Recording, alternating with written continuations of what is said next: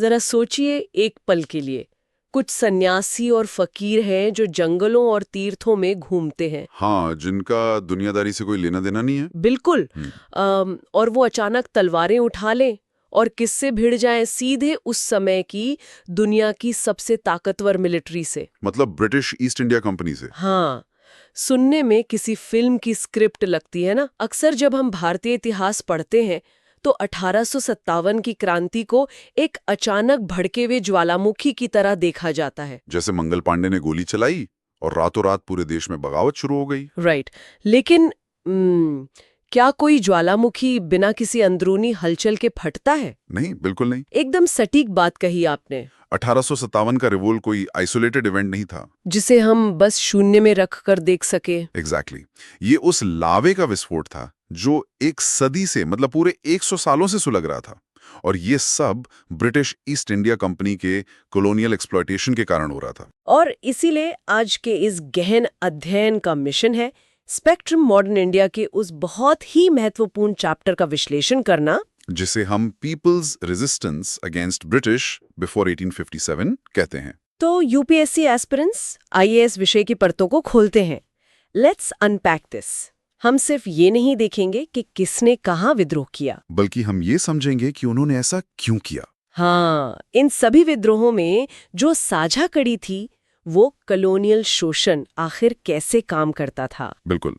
अगर हम historical background को देखें तो कहानी असल में बैटल ऑफ प्लासी और बैटल ऑफ बक्सर के बाद पूरी तरह बदल जाती है, जो 1757 और 1764 में हुए थे। राइट।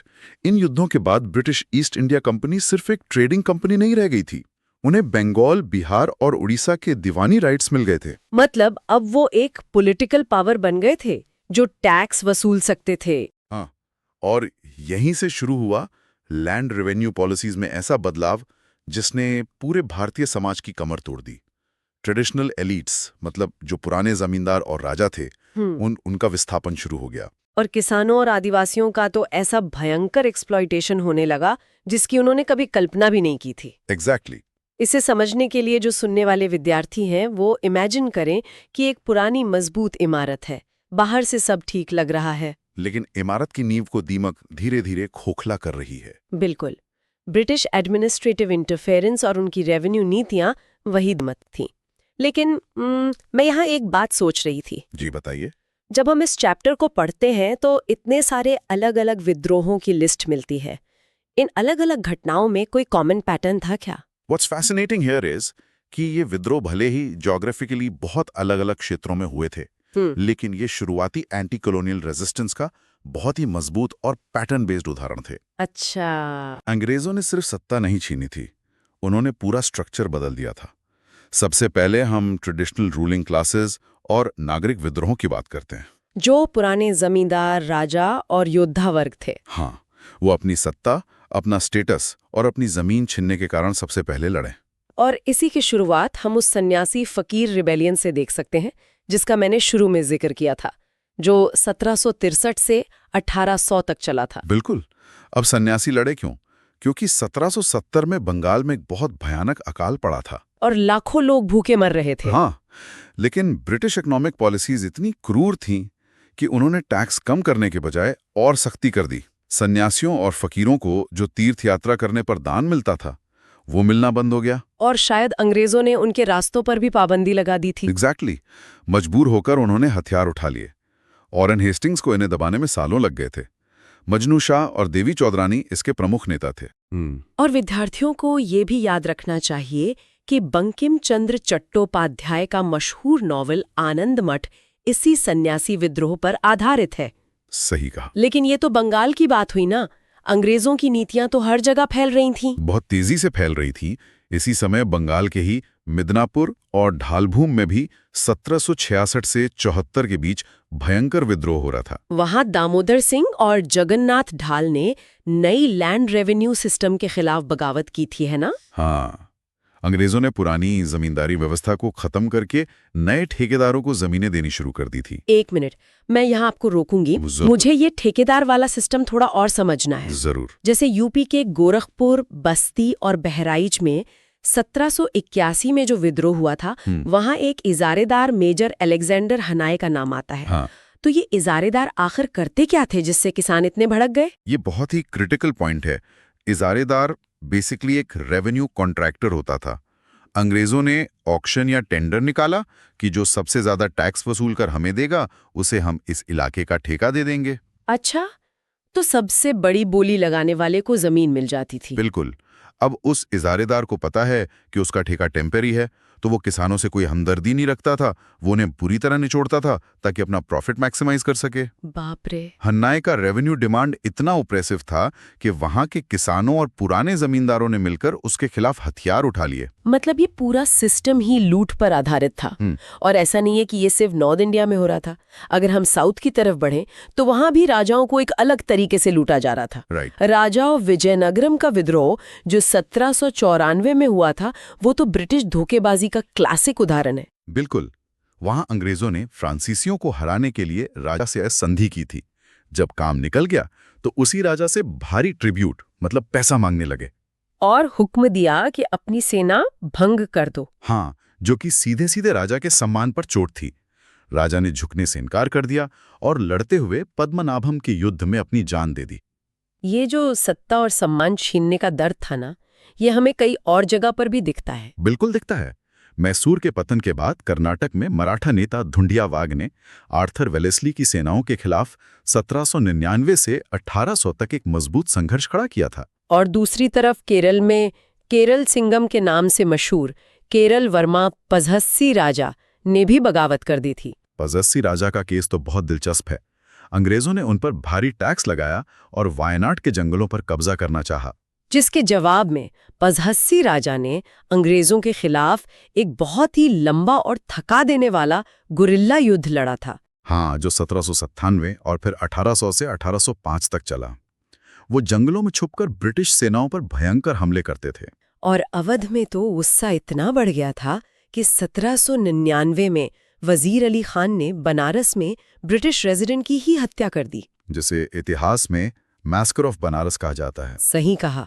और अगर हम पूर्वी तट पर आएं तो ओडिशा और आंध्रा की सीमा पर गंजम और गुमसूर में विद्रोह हुआ, जहां 1800 में स्त्रीकर भंज और बाद में 1835 से 37 के बीच दौरा बिसुई ने रेवेन्यू एरियर्स को लेकर बगावत कर दी। मतलब जो बकाया टैक्स था उसको लेकर। एग्जैक्टली। इसी तरह झारखंड के पलामू में 1800 से 1802 के बीच भूखन सिंह का चेरो विद्रोह भी इसी कॉलोनियल प्रेशर का नतीजा था। अंग्रेजों ने उनकी पुरानी जमींदारी नीलाम कर दी थी।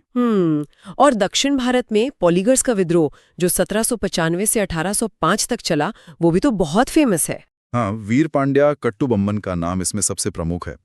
पॉलीगर्स असल में साउथ इंडिया के मिलिट्री चीफ्स थे जिनके पास अपनी स्वतंत्र जमीनें और सेनाएं थी। तो अंग्रेजों ने जब अपना एडमिनिस्ट्रेशन वहां थोपा तो पॉलीगर्स का इंडिपेंडेंट स्टेटस खतरे में आ गया। बिल्कुल। कट्टुबम्मन ने टैक्सेशन के खिलाफ लड़ाई लड़ी। बाद में उनके भाई उमाथुरई ने भी संघर्ष किया। इसी से जुड़ा एक और बड़ा मुद्दा था कवल फीस का। ये कवल फीस क्या है? कवल फीस एक तरह की वॉचमैन फीस होती थी जो पॉलीगर्स गांव वालों को सुरक्षा देने के बदले लेते थे। अंग्रेजों ने कहा कि अब हम पुलिस चलाएंगे तो ये फीस हम लेंगे। अरे, ये तो पॉलीगर्स के लिए उनकी पुश्तैनी कमाई छीनने जैसा था। हाँ, और इसी कारण नॉर्थ आरकोट में भयंकर बगावत हुई थी। समझ गई। मतलब जहां जहां अंग्रेजों ने स्थानीय सिस्टम को अपने हाथ में लेने की कोशिश की, वहां धमाका हुआ। एकदम सही। जैसे त्रावणकोर में दीवान वेलुथम्पी का विद्रोह जो 1808 और 9 में हुआ था। वेलुथम्पी का विद्रोह सब्सिडरी अलायंस की वजह से हुआ था। ये अलायंस ऐसा था कि अंग्रेज किसी राज्य को प्रोटेक्शन देने के नाम पर अपनी सेना वहां रख देते थे और उसका भारी भरकम खर्चा राजा को देना पड़ता था। राइट। त्रावणकोर इस खर्चे तले दब गया और ऊपर से ब्रिटिश रेजिडेंट राजा के हर काम में दखल देने लगा। परेशान होकर दीवान वेलुथम्पी ने कुंद्रा घोषणा जारी की, जिसमें उन्होंने सीधे जनता से अपील की कि इन विदेशियों के खिलाफ हथियार उठा लो। बिल्कुल। और ऐसा ही कुछ कर्नाटक में रानी चिन्नम्मा के साथ हुआ जब कित्तूर का विद्रोह भड़का।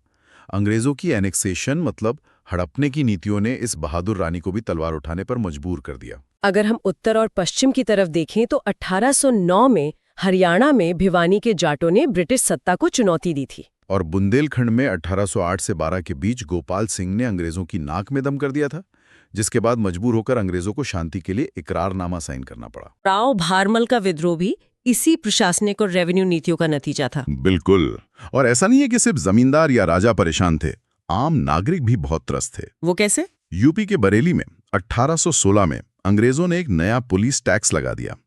इसका इतना विरोध हुआ कि मुफ्ती मोहम्मद ऐवाज के नेतृत्व में लोगों ने हिंसक बगावत कर दी। अच्छा। और इसी तरह हाथरस में 1817 में दयाराम ने अपने किले से अंग्रेजों को कड़ी टक्कर दी थी। हाँ। लेकिन इन सब में मुझे लगता है कि इस काल का जो सबसे बड़ा और सुगठित विद्रोह था, वो था उड़ीसा का पाइका रिबेलियन, जो 1817 में हुआ था। बिल्कुल। पाइका असल में उड़ीसा के गजपति शासकों की एक पारंपरिक मिलिशिया या सेना थी।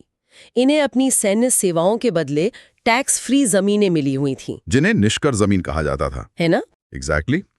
लेकिन अंग्रेजों ने आते ही क्या किया, उन्होंने पाइकाओं की वो जमीनें छीन ली और उन पर भारी टैक्स लगा दिया। और फिर बख्शी जगबंधु विद्याधर के नेतृत्व में इस योद्धा वर्ग ने अपनी जमीनें और इज्जत वापस पाने के लिए जो लड़ाई लड़ी, वो इतिहास के पन्नों में अमर है। इसके अलावा भी लिस्ट बहुत लंबी है।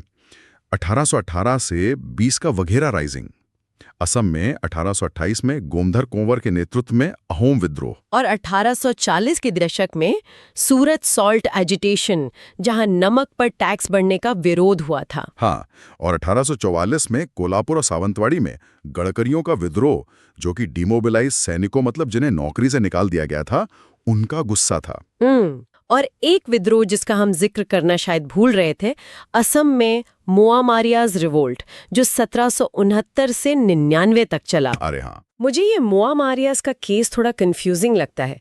ये तो असम के निचले तबके के किसान थे जिन्होंने अपने ही अहोम राजाओं के खिलाफ विद्रोह किया था, है ना?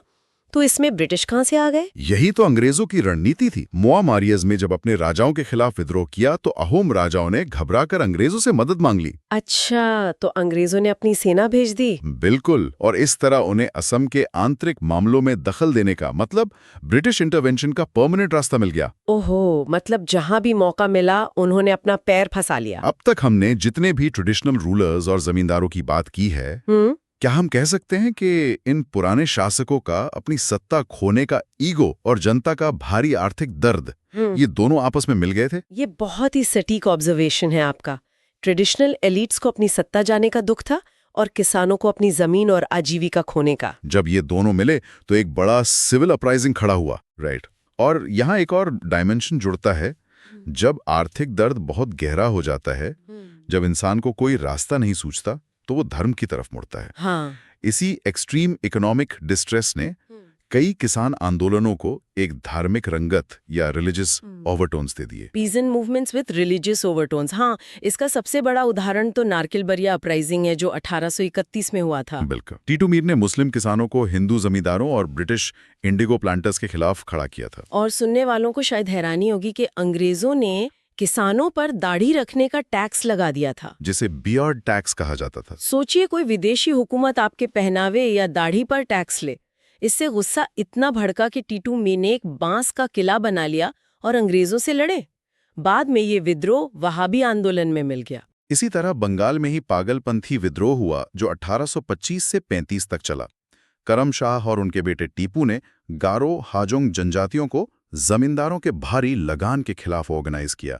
ये लोग समानता में विश्वास रखते थे ना? हाँ, और कहते थे कि जमींदारों को कोई हक नहीं है इतना टैक्स वसूलने का। और फराजी रिवॉल्ट भी ऐसा ही था, जिससे हाजी शरीयतुल्लाह और दादू मियां ने लीड किया था 1838 से 57 तक। दादू मियां का एक बहुत ही पावरफुल नारा था। हाँ, वो कहते थे कि जमीन अल्लाह की है। तो उस पर टैक्स मांगने वाला जमींदार या अंग्रेज कौन होता है? एग्जैक्टली। जब किसानों को ये समझाया गया कि उनका शोषण सिर्फ आर्थिक नहीं बल्कि उनके धर्म और ईश्वर के खिलाफ भी है, तो उनमें लड़ने की एक अलग ही ताकत आ गई। और केरल के मालाबार में जो मोपला विद्रोह हुए 1836 से 54 के बीच, उनका मूल कारण भी यही था। अंग्रेजों ने रेवेन्यू बढ़ा दिया, जमींदारों ने किसानों पर अत्याचार किए और इसके खिलाफ 22 से ज्यादा छोटे बड़े हिंसक विद्रोह हुए। और यहाँ वहाबी और कूका आंदोलन को समझना भी बहुत जरूरी है। वहाबी आंदोलन, जिसे सैयद अहमद ने शुरू किया था, वो शुरुआत में एक इस्लामिक पुनरुत्थान था। राइट। लेकिन जब उन्होंने देखा कि ब्रिटिश रूल के कारण उनके लोगों का शोषण हो रहा है, तो ये आंदोलन अंग्रेजों के खिलाफ जिहाद में बदल गया। और पंजाब में कूका आंदोलन, जिसे भगत जवाहर मल ने शुरू किया और बाबा राम सिंह ने इसे एक बड़ी ताकत बनाया। कूका आंदोलन की खास बात यह थी कि इन्होंने विदेशी कपड़ों का बहिष्कार किया। और हाथ से बुने कपड़े पहने। हाँ, यानी जो स्वदेशी और नॉन कॉपरेशन की अवधारणा हम गांधी जी के समय देखते हैं, उसका शुरुआती प्रयोग कूका आंदोलन में ही देखने को मिल गया था। ये वाकई अद्भुत है। अब आते हैं एक ऐसे वर्ग पर जिसने शायद कॉलोनियल पीरियड में सबसे ज्यादा, सबसे लंबे और सबसे हिंसक विद्रोह किए, हमारे आदिवासी समुदाय। Tribal revolts. सुनने वालों, जरा इमेजिन करिए, आदिवासियों का जंगलों से वही रिश्ता था जो मछली का पानी से होता है। वो वहां सदियों से आजाद रह रहे थे। बिल्कुल। अचानक एक विदेशी कंपनी आती है और उस पानी को ही नापना, उस पर कब्जा करना और उसे बेचना शुरू कर देती है। ये मछली और पानी वाली एनालॉजी बहुत सही है। आदिवासी विद्रोहों के जो स्ट्रक्चरल कॉजेस थे वो बहुत गहरे थे। पहला था लैंड एलिनेशन, मतलब बाहरी कानूनों के जरिए आदिवासियों की जमीनें छीन लेना। और दूसरा था दिक्कुओं का शोषण। ये दिक्कू कौन थे? दिक्कू मतलब बाहरी लोग, जैसे मनी लेंडर्स, ट्रेडर्स और ब्रिटिश ऑफिशियल्स। आदिवासी समाज हमेशा बार्टर सिस्टम या साधारण लेन देन पर चलता था। अंग्रेजों ने कहा कि हमें टैक्स कैश में चाहिए। अब कैश के लिए ट्राइबल को मनी लेंडर के पास जाना पड़ा। हाँ, और मनी लेंडर ने उस पर 500% इंटरेस्ट लगाया। जब वो कर्जा नहीं चुका पाया तो उसकी जमीन हड़प ली गई। ये तो एक ऐसा डेथ ट्रैप था जिसने आदिवासियों को तबाह कर दिया। एग्जैक्टली। इसके अलावा फॉरेस्ट एरियाज पर सरकारी कब्जा और क्रिश्चियन मिशनरियों का दखल भी बड़े कारण थे। इसी गुस्से का नतीजा था राजमहल हिल्स में 1778 का पहाड़िया विद्रोह और बंगाल में दुर्जन सिंह के नेतृत्व में छुआर विद्रोह, जो 1766 से 1816 तक चला। और छोटा नागपुर के इलाके में तो जैसे आग ही लग गई थी। 1831 का कोल विद्रोह, जिसे बुद्धो भगत ने लीड किया, वो बाहरी लोगों की जमीन कब्जा करने के खिलाफ ही था। उसी इलाके में हो। और मुंडा विद्रोह भी हुए थे ना, 1820 से 37 के बीच। हाँ, और अगर हम सबसे बड़े और इम्पैक्टफुल ट्राइबल रिवोल्ट्स की बात करें तो संथाल विद्रोह को कैसे भूल सकते हैं, जो 1855-56 में हुआ था। सिद्धू और कानू के नेतृत्व में हजारों संथाल आदिवासियों ने ब्रिटिश सत्ता, पुलिस और मनी लेंडर्स के खिलाफ साफ ऐलान कर दिया था। उनका गुस्सा इतना भयानक था कि उन्होंने कलकत्ता तक मार्च करने की ठान ली थी। उनका मानना था कि अब यह जमीन उनकी है। बिल्कुल। और मुंडाओं का सबसे बड़ा विद्रोह 1899 और 1900 में बिरसा मुंडा के नेतृत्व में उलगुलान के रूप में सामने आया। उलगुलान मतलब भेरी ट्यूमल्ट। बिरसा मुंडा ने अपने लोगों से कहा कि उनका पुराना खुंटकट्टी सिस्टम, जो अंग्रेजों और जमींदारों ने तोड़ दिया है, उसे वापस लाना होगा। हाँ, जो कि एक जॉइंट ओनरशिप ऑफ लैंड का सिस्टम था। उड़ीसा और आंध्र के इलाकों में खोंड विद्रोह हुआ 1837 से 56 तक, जिसके नेता चक्र बिसोई थे। या नया टैक्स और नए जमींदार तो मुद्दत थे ही, लेकिन यहाँ एक और दिलचस्प बात थी, है ना? बिल्कुल। अंग्रेज खोंड आदिवासियों की मारिया या मानव बलि प्रथा को जबरदस्ती रोक रहे थे। अब भले वो प्रथा आज हमें गलत लगे, लेकिन आदिवासियों ने इसे अपनी संस्कृति और धर्म में सीधा ब्रिटिश दखल माना। इसके अलावा कोया विद्रोह, जहां तोमा सोरा ने नेतृत्व किया, भील विद्रोह, जहां आगे चलकर गोविंद गुरु ने भील राज की मांग की, और कोली और रामोसी विद्रोह, जहां चित्तूर सिंह ने वेस्टर्न घाट के इलाकों में बगावत का झंडा बुलंद किया।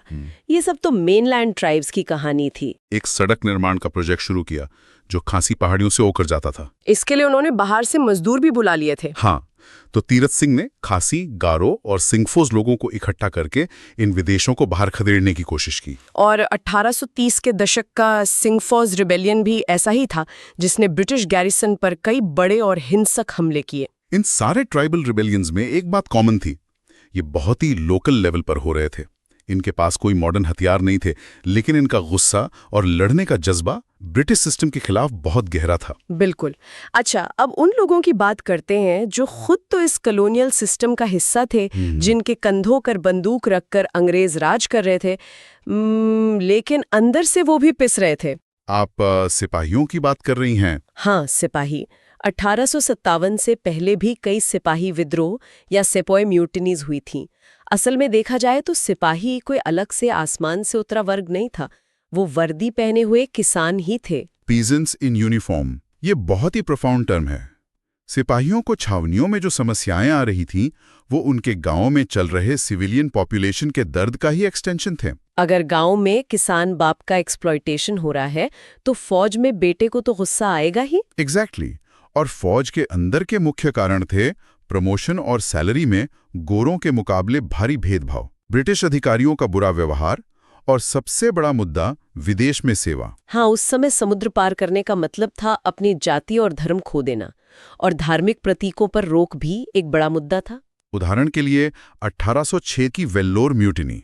वहां अंग्रेजों ने सिपाहियों से कहा कि वो अपने माथे पर जातीय चिन्ह नहीं लगा सकते और उन्हें पगड़ी की जगह लेदर की टोपी पहननी होगी, जिसे सिपाहियों ने अपने धर्म पर सीधा हमला माना। या फिर 1824 का बैरकपुर विद्रोह, जहां सिपाहियों ने बर्मा जाने के लिए समुद्र पार करने से मना कर दिया क्योंकि उन्हें लगा उनका धर्म भ्रष्ट हो जाएगा। अंग्रेजों ने उन पर गोलियां चलवा दी, और 1825 में असम के सिपाहियों का विद्रोह भी इसी असंतोष का नतीजा था।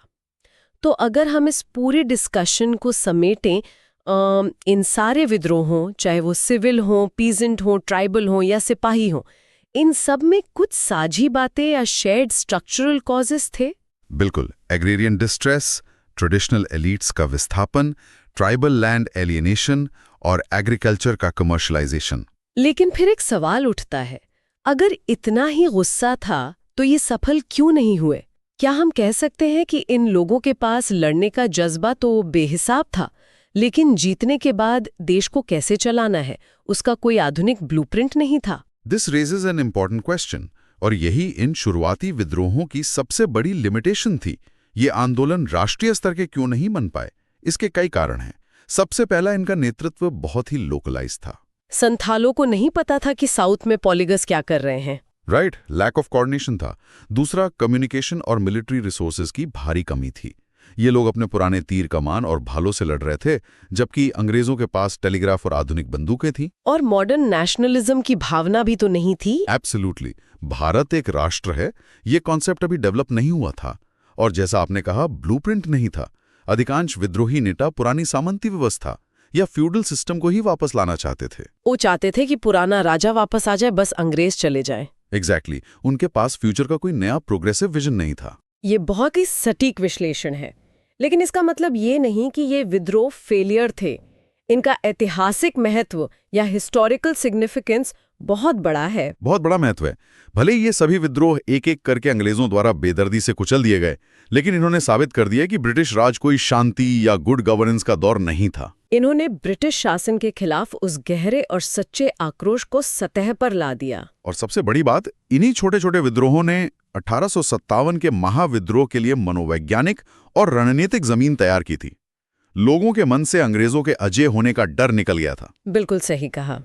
तो यूपीएससी एस्पिरेंट्स, आज हमने जिन दर्जनों विद्रोहों की गहराई से बात की, वो सब अलग अलग समय और अलग अलग जगहों पर हुए। एक बार के लिए जरा अपनी आंखें बंद करके सोचिए। और सिपाहियों का अपमान, अगर ये सब अलग अलग दशकों में फटने के बजाय एक ही समय पर एक साथ भड़क उठी होती, तो शायद पूरा इतिहास ही पलट जाता। क्या 1857 का इंतजार करना पड़ता? क्या दुनिया का सबसे ताकतवर ब्रिटिश साम्राज्य उससे पहले ही भारत की जमीन पर राख नहीं हो गया होता? ये एक ऐसा सवाल है जो इतिहास के पन्नों में हमेशा गूंजता रहेगा।